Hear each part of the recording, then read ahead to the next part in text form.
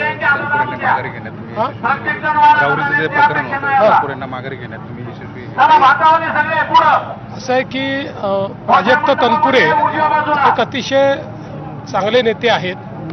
त्यांचा मागच्या काळात परफॉर्मन्सही चांगला राहिला आणि म्हणून मी त्यांना विनंती केली आणि त्यांनी ती विनंती मान्य केली, याचा मला अतिशय आनंद आहे. बारामतीची निवडणूक मी आज काँग्रेसचे जे अध्यक्ष आहेत हर्षवर्धन सपकाळ यांना विनंती केली होती की बारामतीमध्ये अजितदादांच्या अतिशय दुर्दैवी आणि दुःखद निधनानंतर आता सुनेत्रा वहिनी उभ्या आहेत आणि आपल्या महाराष्ट्राची परंपरा राहिली आहे की अशा वेळी आपण साधारणपणे बिनविरोध निवडणुका करतो. जसं आर आबांच्या निधनानंतर तिथे भारतीय जनता पक्षाने आपला उमेदवार उभा केला नव्हता.